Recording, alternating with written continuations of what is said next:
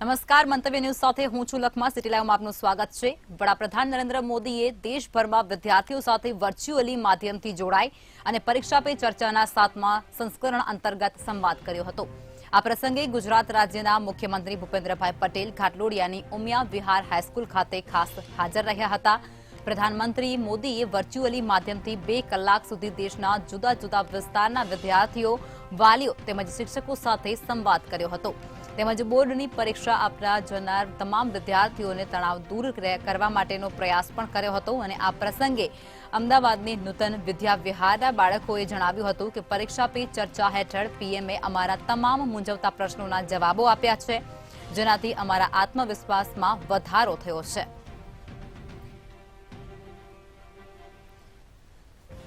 પરીક્ષા પે ચર્ચા કાર્યક્રમનું આજે આયોજન કરવામાં આવ્યું હતું, જેની અંદર વડાપ્રધાન નરેન્દ્ર મોદી દ્વારા સતત 2 કલાક સુધી વિદ્યાર્થીઓ સાથે સંવાદ કરવામાં આવ્યો હતો. વિદ્યાર્થીઓને મૂંઝવતા તમામ પ્રશ્નોનો ઉકેલ વડાપ્રધાન દ્વારા લાવવામાં આવ્યો હતો. ત્યારે ઉમિયા વિહાર હાઈસ્કૂલ ખાતે સીએમ ભૂપેન્દ્ર પટેલ પણ ખાસ ઉપસ્થિત રહ્યા હતા અને પીએમ મોદીએ વિદ્યાર્થીઓ સાથે પરીક્ષા પે ચર્ચા કરી વિદ્યાર્થીઓના તમામ મૂંઝવતા પ્રશ્નો હતા તેનું નિરાકરણ લાવવા માટેનો પ્રયાસ કર્યો હતો. પરીક્ષા પે ચર્ચાના આજે 7મા સંસ્કરણમાં સંવાદ કરવામાં આવ્યો હતો. વડાપ્રધાન નરેન્દ્ર મોદી દ્વારા દેશના વિવિધ રાજ્યોમાંથી જે વિદ્યાર્થીઓ દ્વારા પ્રશ્ન કરવામાં આવ્યા હતા તે તમામ પ્રશ્નોના જવાબ તેમના દ્વારા આપવામાં આવ્યા હતા.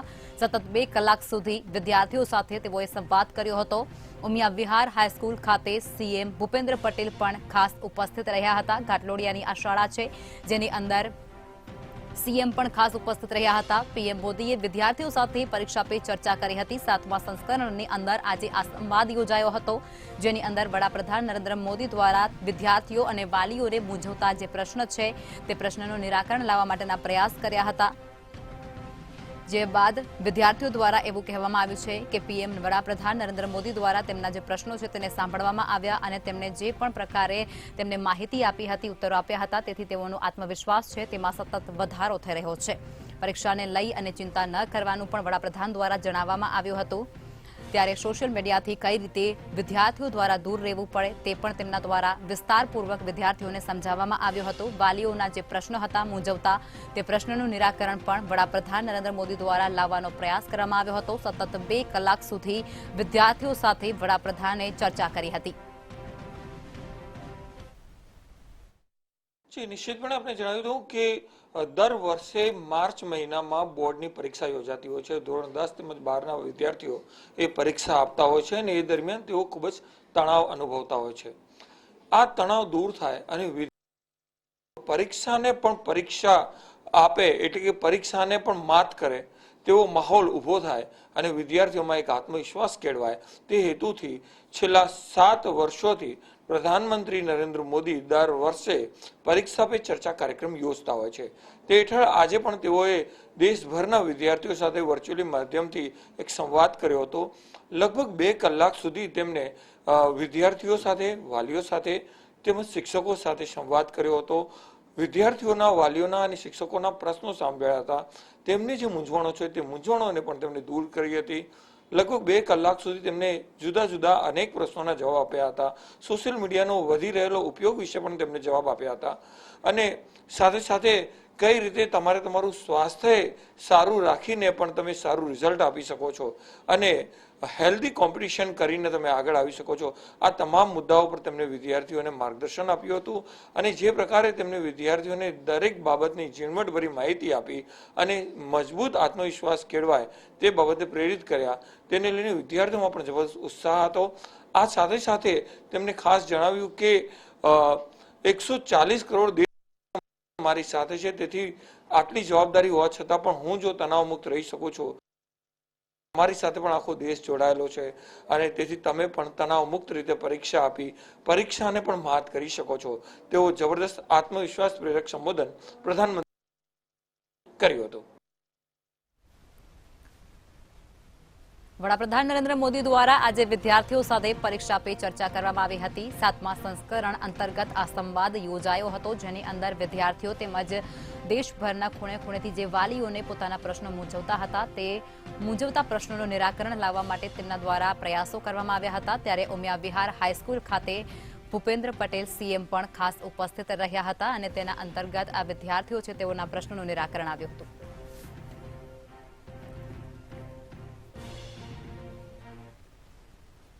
જૂનાગઢ પોલીસ તોડકાંડ મામલે પીઆઈ તરલ ભટ્ટ વિદેશ નાસી ગયા હોવાની શક્યતા વ્યક્ત કરવામાં આવી રહી છે. ત્યારે સૂત્રો દ્વારા માહિતી મળી રહી છે કે માહિતી મુજબ લુકઆઉટ નોટિસ ઇસ્યુ જાહેર કરાશે અને સમગ્ર ઘટનામાં દુબઈના બુકીઓના સંપર્કમાં હોવાની અટકળો પણ સેવાઈ રહી છે. તેમજ સમગ્ર મામલે એસઓજી કચેરીમાંથી થયેલા ફોનની ડિટેલની તપાસ પણ કરવામાં આવશે. ત્યારે એટીએસ દ્વારા તપાસ શરૂ કરી દેવામાં આવી ચૂકી છે. આ સમગ્ર ઘટનાને લઈ અને એટીએસને તપાસના આદેશો પણ કરવામાં આવ્યા હતા. એટીએસ દ્વારા ઊંડાણપૂર્વક તપાસ હાથ ધરવામાં આવી રહી છે. ત્યારે સમગ્ર મામલે એટીએસ ઊંડાણપૂર્વક તપાસ કરી રહી છે. પીઆઈ તરલ ભટ્ટ વિદેશ ભાગી ગયા હોય તેવું પણ અત્યારે શંકા સેવાઈ રહી છે. લુકઆઉટ નોટિસ ઇસ્યુ કરાશે જાહેર તેવું પણ સેવાઈ રહ્યું છે. દુબઈના બુકાનીઓના સંપર્કમાં હોવાની અટકળો પણ અત્યારે તેજ થઈ રહી છે. સમગ્ર મામલે એટીએસ દ્વારા ઊંડાણપૂર્વક તપાસ પણ હાથ ધરવામાં આવી રહી છે. જૂનાગઢ ખાતેથી આ તોડકાંડનો મામલો સામે આવી રહ્યો છે, જેની અંદર પીઆઈ વિદેશ નાસી ગયા હોય તેવું અત્યારે શક્યતા છે. લુકઆઉટ નોટિસ પણ ઇસ્યુ કરાશે જાહેર કરાશે તેવું પણ અત્યારે શંકા સેવાઈ રહી છે. ત્યારે દુબઈના બુકાનીઓના સંપર્કમાં હોવાની અટકળો પણ હવે તેજ થઈ રહી છે. તો ખાખીનો તોડકાંડ જે જૂનાગઢથી સામે આવ્યો હતો તેની અંદર એટીએસ દ્વારા તપાસ હાથ ધરાઈ રહી છે.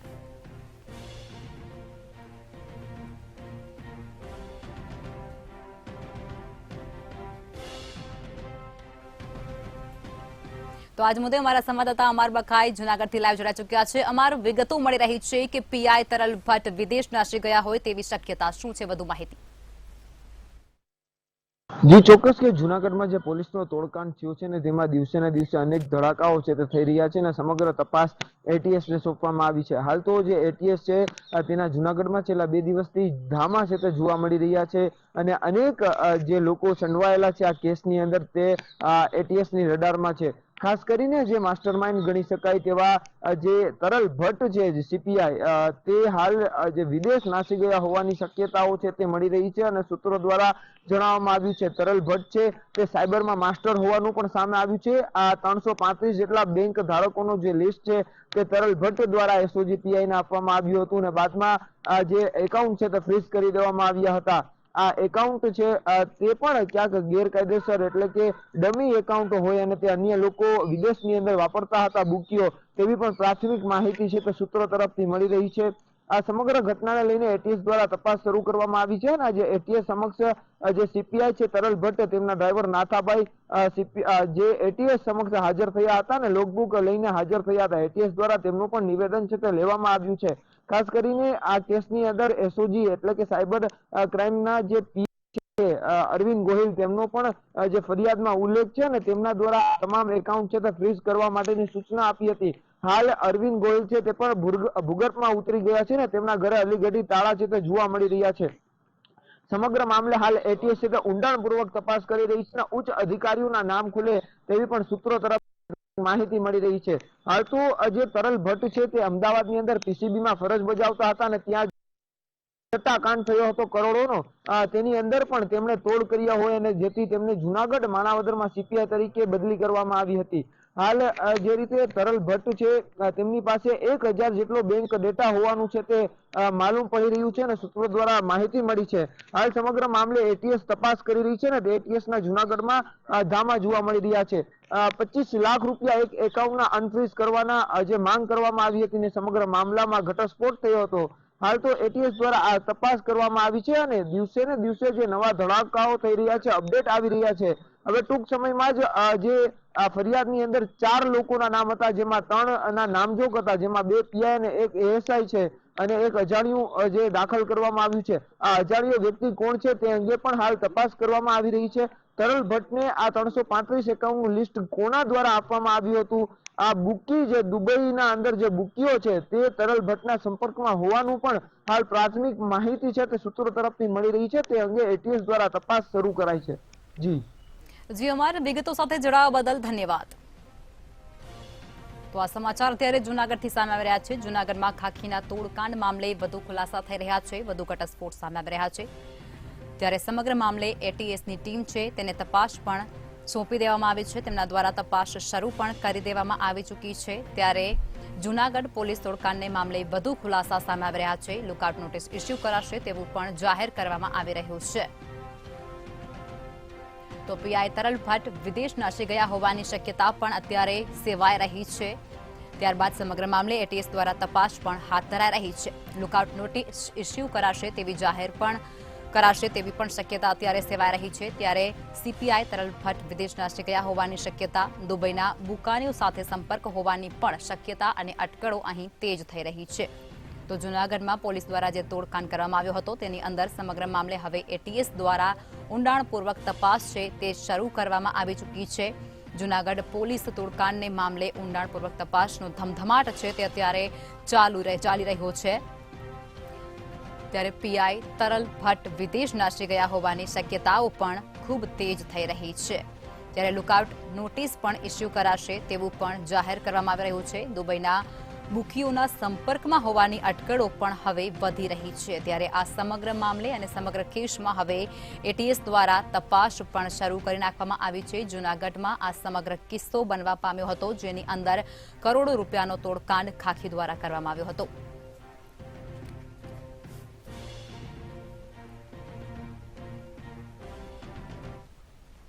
રાજકોટ જિલ્લાના ઉપલેટાના ભીમોરા ગામમાંથી હૈયું હચમચાવી નાખનારી ઘટના સામે આવી છે.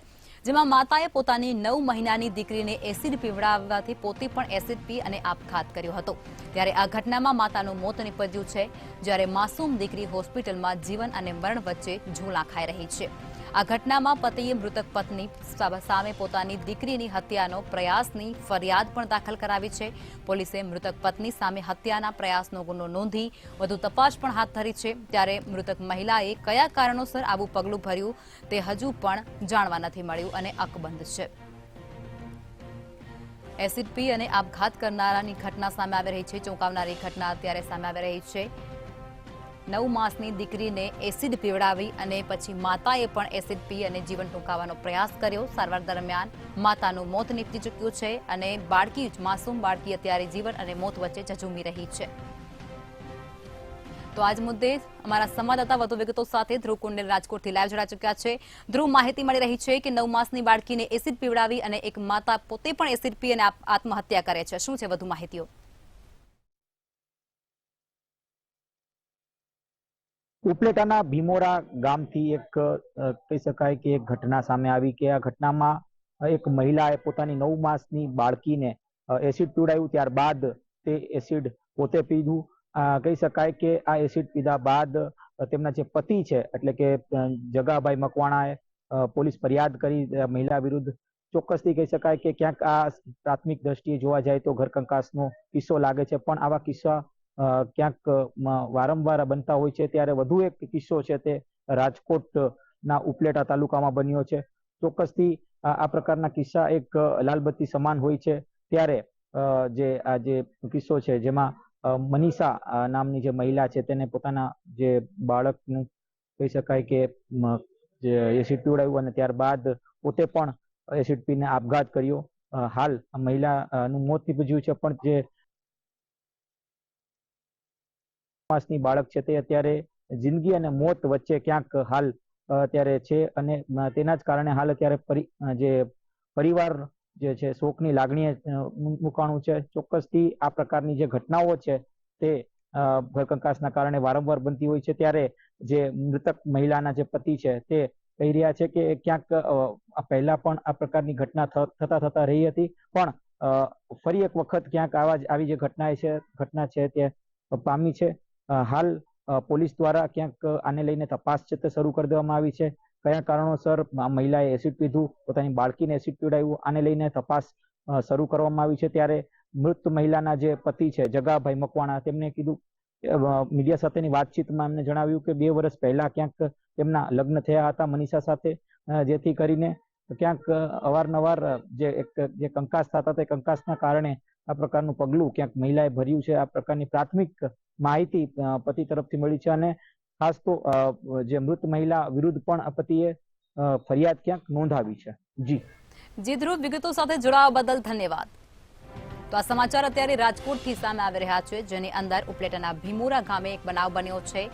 માતાએ 9 માસની બાળકીને એસિડ પીવડાવી અને પોતે પણ એસિડ પી અને આત્મહત્યા કરવાની આ ઘટના છે. ચકચારી ઘટના અત્યારે રાજકોટના ઉમરેડાથી સામે આવી રહી છે. 9 માસની બાળકી અત્યારે જીવન અને મોત વચ્ચે ઝઝૂમી રહી છે.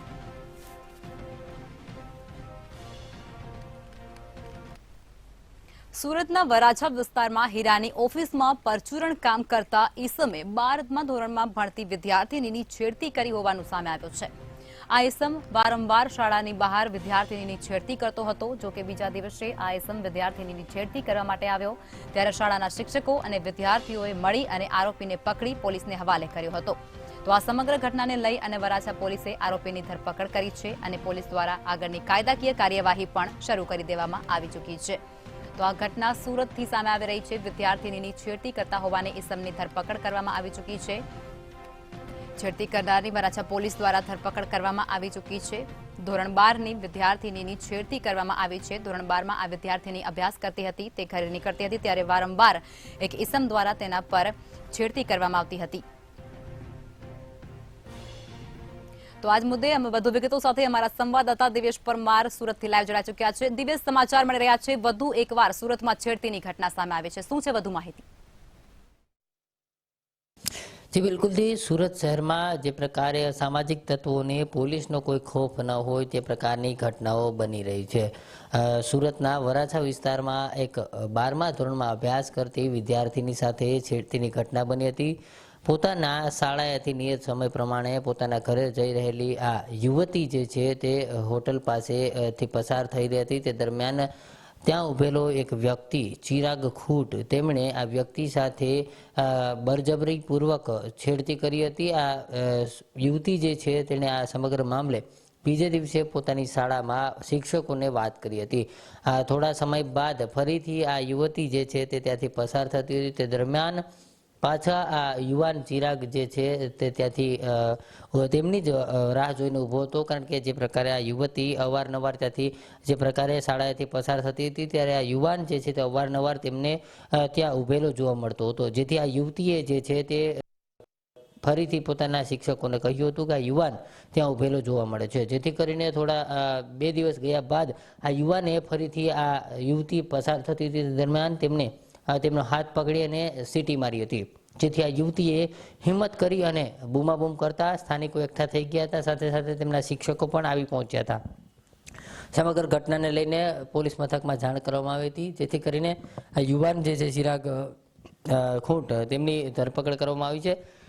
જે પ્રકારે સમગ્ર મામલો કહેવામાં આવે તો સુરતમાં આ પ્રકારની ઘટનાઓ દિવસે ને દિવસે વધતી હોય તેવું લાગી રહ્યું છે. કારણ કે સિંગણપુર વિસ્તારમાં એક મજૂર દ્વારા એક સગીરાની છેડતી કરવામાં આવી હતી. આ મુદ્દો ગાજ્યો હતો અને આ મુદ્દો હજી તપાસ ચાલી રહી છે. તે દરમિયાન જ આ પ્રકારે બીજો કિસ્સો વરાછામાં સામે આવ્યો હતો અને આ કિસ્સો સામે આવતાની સાથે જ સ્પષ્ટ કહી શકાય કે જે પ્રકારે લોકો જે છે તેમને પોલીસનો ખોફ ના હોય તે પ્રકારની ઘટનાઓ બની રહી છે. ખરેખર આવી ઘટનામાં પોલીસે દાખલો બેસાડવાની જરૂર છે.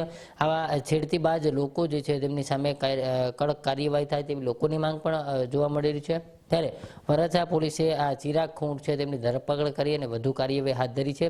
મહત્વનું કહી શકાય કે જે પ્રકારે આ યુવતી જે છે તે ધોરણ 12માં અભ્યાસ કરતી હતી ને ત્યાંથી તે દરરોજ પસાર થતી હતી ને જે શિક્ષકો છે તે શિક્ષકો દ્વારા પણ તેમની દેખભાળ રાખવામાં આવતી હતી. ત્યારે અગાઉ જે પ્રકારે આ યુવાને છોકરીની છેડતી કરી હતી ત્યારે ફરીથી આ યુવતી પસાર થઈ હતી અને ફરીથી યુવતીની છેડતી કરી હતી. જેથી શિક્ષકોએ આ યુવતીને સમજાવી હતી કે પોતાને હિંમત રાખવાની જરૂર છે. જેથી યુવતીએ હિંમત કરી અને આજુબાજુના લોકોને બોલાવ્યા હતા અને શિક્ષકોને પણ બોલાવ્યા હતા. અને હાલ સમગ્ર મામલે આ ચિરાગ ખૂંટની વરાછા પોલીસે ધરપકડ કરી કાયદેસરની કામગીરી હાથ ધરી છે. જી દિવ્યેશ, વિગતો સાથે જોડાવા બદલ ધન્યવાદ. તો આ ઘટના અત્યારે સુરતથી સામે આવી રહી છે. વિદ્યાર્થીનીની છેડતી થયા હોવાની ઘટના સુરતના વરાછાથી સામે આવી રહી છે. વરાછા પોલીસ દ્વારા ઈસમની ધરપકડ પણ કરી લેવામાં આવી છે. મળતી માહિતી મુજબ આ વિદ્યાર્થીની ધોરણ 12માં અભ્યાસ કરતી હતી અને એક સુરતમાં હીરાના ઉદ્યોગમાં કામ કરનાર એક વ્યક્તિ છે, એક ઈસમ છે, તેના દ્વારા આ વિદ્યાર્થીની વારંવાર છેડતી કરવામાં આવતી હતી. ત્યારબાદ વિદ્યાર્થીની દ્વારા જાણ કરવામાં આવતાની સાથે જ વિદ્યાર્થીઓ અને શિક્ષકો દ્વારા તેને ઝડપી પાડવામાં આવ્યો હતો. જામનગરમાં ઘરે ઘરેથી કચરો એકત્ર કરવાની કામગીરી માટે પાવર લાઇન કંપનીને કોન્ટ્રાક્ટ આપવામાં આવ્યો છે. ત્યારે આ કર્મચારીઓ છેલ્લા 15 દિવસથી કંપની સામે પડતર પ્રશ્નો સાથે લડી રહ્યા છે. તેમજ આ કંપનીમાં 140 જેટલા કર્મચારીઓને કોઈ પણ નોટિસ આપ્યા વગર છૂટા કરવામાં આવ્યા છે. ત્યારે આ બાબતે અખિલ ભારતીય સફાઈ મજદૂર જામનગરના પ્રમુખે જણાવ્યું હતું કે કર્મચારીઓને પગાર સ્લીપ આપવામાં આવતી નથી, પીએફ પણ ચૂકવવામાં આવતું નથી. ત્યારે કર્મચારીઓનું શોષણ કરવામાં આવે છે. મહાનગરપાલિકાના ચોક્કસ અધિકારી પણ આ ભ્રષ્ટાચાર કૌભાંડમાં સામેલ છે, જેને લઈ અને મ્યુનિસિપલ કમિશનરને લેખિત રજૂઆત કરવામાં આવી છે. ચોક્કસ જણાવી દઉં કે જે જામનગર શહેરની અંદર જે ડોર ટુ ડોર જે કચરો ઉપાડવાની કામગીરી કરવામાં આવે છે તે કામગીરીનો કોન્ટ્રાક્ટ જે પાવર લાઈન કંપની છે તેમને આપવામાં આવે છે ને તેમના અમુક પ્રશ્નને લઈ જે મજૂર કામદાર છે તેમને 140 કામદારોને છૂટા કરવામાં આવ્યા છે અને 140 કામદારનો નોટિસ પણ આપવામાં આવી નથી. અને આ પ્રશ્ન અંગે આજે લેખિતમાં કમિશનર સાહેબને પણ રજૂઆત કરવામાં આવી છે. અને જે 140 મજૂર છે તેમને નથી પીએફ આપવામાં આવતું, નથી કોઈ નોટિસ આપવામાં આવી અને તેમનું શોષણ થતું હોય તેવું પણ કર્મચારી દ્વારા કહેવામાં આવ્યું છે. અને મજૂર સંઘના પ્રમુખે પણ જણાવ્યું અને લેખિતમાં કમિશનર સાહેબને રજૂઆત કરવામાં પણ આવી છે. અને આનું ઉગ્ર આંદોલન કરીને જે 15 દિવસીય તેમના આંદોલન ચાલુ છે તે અંગેની જે આજે ઉપવાસ પર બેઠા છે અને જે 140 કર્મચારીઓ છે તેમને શોષણ કરવામાં આવે છે અને કોર્પોરેશનના અધિકારીઓ પણ જેમાં કૌભાંડમાં સામેલ હોય તેવા આક્ષેપ પણ કરવામાં આવ્યા છે.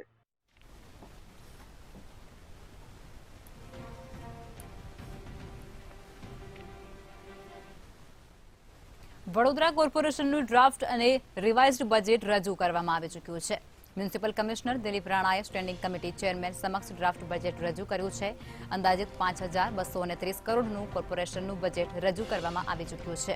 ત્યારે શહેર ફરતે રિંગ રોડ અને નવા 9 બ્રિજને બજેટમાં સમાવેશ કરવામાં આવ્યો છે. માંજરપુર, સ્વિમિંગ પુલ તેમજ નવી આંગણવાડીઓ, ડ્રેનેજ નેટવર્ક અને નવી પાણીની ટાંકીઓનો કામનો પણ સમાવેશ આમાં કરવામાં આવ્યો ચૂક્યો છે.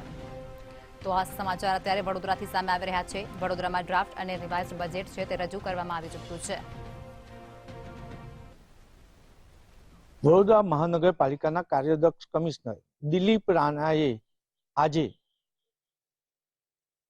વર્ષ 2024-25 નું ડ્રાફ્ટ બજેટ અને વર્ષ 2023-24 નું રિવાઇઝ બજેટ રજૂ કર્યું છે. વડોદરા મહાનગરપાલિકાના કાર્યદક્ષ કમિશનરે 2024-25 નું જે ડ્રાફ્ટ બજેટ રજૂ કર્યું છે તે 5523.67 કરોડનું છે અને જે વડોદરા મહાનગરપાલિકાના કાર્યદક્ષ કમિશનરે 23-24 નું રિવાઇઝ બજેટ રજૂ કર્યું છે તે 5327.68 કરોડનું છે. કાર્યદક્ષ કમિશનરે સ્થાયી સમિતિને આજે બજેટ સુપ્રત કર્યું. તેમાં વડોદરા મહાનગરપાલિકાને વિસ્તારમાં 13 નવા બ્રિજ બનવા જઈ રહ્યા છે. તે નવા bridge Susen circle, Khodiyanagar, Bilgam, Sardar estate circle, Vrindavan circle, Sama Talav, Vasna road જેવા વિસ્તારોનો જે ટ્રાફિક સમસ્યા થતી હતી તે નવા બ્રિજથી હલ થશે. મહત્વની બાબત છે કે કોર્પોરેશનમાં આજે જે બજેટ રજૂ કરવામાં આવ્યું છે તેમાં બ્રિજ 13, ડ્રેનેજ પ્રોજેક્ટના 24 કામો, પાણી પુરવઠાના 23 કામો, રોડ પ્રોજેક્ટ જે વડોદરા શહેરનું નામ ખાડોદરા પડી ગયું છે એને સુધારો કરવા, રોડ પ્રોજેક્ટમાં 16 કામો, એમાં રિંગ રોડનો પણ સમાવેશ કરવામાં આવ્યો છે અને વડોદરા શહેરમાં જે ગંદકી ફેલાય છે એમાં સુધારો લાવવા માટે સોલિડ વેસ્ટ મેનેજમેન્ટના 2 કામો લેવામાં આવ્યા છે. આમ કુલ 103 કામો પાછળ 1735 એટલે 1735 કરોડ જેટલો ખર્ચ કરવામાં આવે છે. વડોદરા મહાનગરપાલિકાએ નિર્ણય કર્યો છે કે વડોદરા શહેરમાં જે લોકો ઈ વ્હીકલ ખરીદશે તેમની પાસે કોર્પોરેશન ટેક્સ વસૂલશે નહીં. એટલે વાહન દીઠ 100 રૂપિયા ઉચ્ચક વસૂલ લઈ અને તેમને રજીસ્ટ્રેશન કરી આપવામાં આવશે. મહત્વની બાબત એ પણ છે આજે બજેટમાં જે રીતના રિંગ રોડ બનાવવાનું નક્કી કરવામાં આવ્યું છે આ રિંગ રોડ 32.2 કિલોમીટર લાંબો હશે અને આના લીધે વડોદરાની ટ્રાફિક સમસ્યા પણ હલ થશે. મહત્વની બાબત છે કે પ્રથમ ફેઝમાં 14 કિલોમીટરની લંબાઈમાં 6 રિંગ રોડ બનાવવા પાછળ 500 કરોડ રૂપિયા જેટલો વડોદરા મહાનગરપાલિકા ખર્ચ કરવા જઈ રહી છે. સયાજીપુરા ખાતે 7 કરોડના ખર્ચે નવીન ફાયર સ્ટેશન પણ બનાવવાની વાત છે. મહત્વની બાબત છે કે કાર્યદક્ષ કમિશનરે આજે બજેટ સુંદર રજૂ કર્યું છે, પરંતુ હવે આ બજેટ પર સ્થાયી સમિતિના સભ્યો ચર્ચા વિચારણા કરશે અને સંગઠનનો આખરી નિર્ણય બાદ બજેટને મંજૂરી કરવા આપવામાં આવશે.